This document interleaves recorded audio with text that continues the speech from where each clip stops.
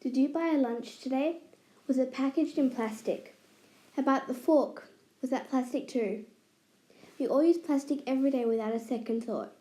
Plastic is used widely throughout schools, businesses and shops, and most of the plastic waste is thrown into landfill. Part of my research focused on landfill and the large contribution plastic makes. Surprisingly, the exact number of landfills in Australia is currently unknown. But what is known is that plastics are ending up in landfill at an ever-increasing rate. Some academics estimate that by the year 2050, there will be 12 million kilograms of plastic waste in landfills or in the natural environment worldwide. As Greenpeace relates it, that's equivalent to 1.8 billion African elephants. What my research suggested was that while plastic is not contained by national borders, Australians must reduce the amount of plastic we are disposing of.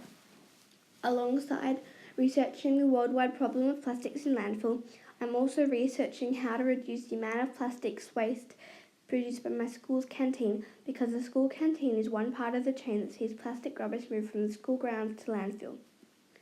My research showed that a small percentage of school canteens in Australia are starting to introduce biodegradable alternatives to plastic packaging.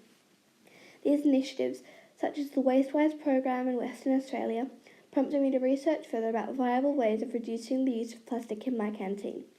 My research, which included academic research on recyclable materials, indicated that sugarcane pulp and bamboo are excellent substitutes for plastic containers and cutlery. This is because they are compostable and recyclable. They are also relatively inexpensive substitutes. This research was valuable because it provided unbiased information. Many of the websites I consulted regarding recyclable materials were of a commercial nature and therefore had their own interests to promote. The academic work was more balanced, suggesting the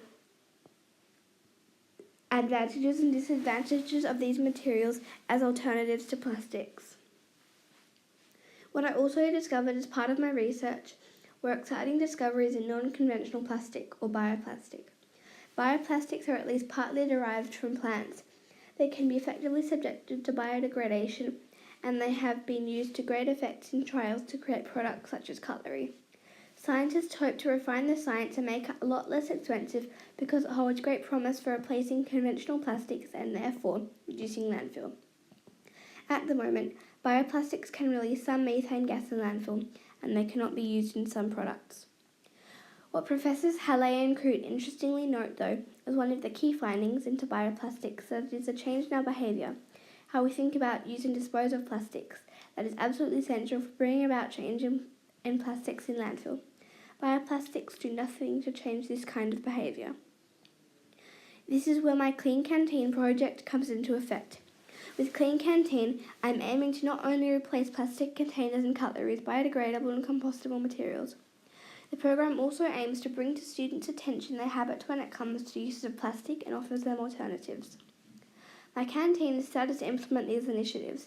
It has recently introduced biodegradable cutlery and containers. The next step for me as part of my project is to do more research on how the effectiveness of compost facilities and recycling bins, which I am currently working on introducing with the help of my teacher. I would also like to research how we could all become more aware of and change our attitudes toward rubbish. At my school, this might be done by rewarding students with tokens for their factions, for example. Next time you pick up a fork, think again.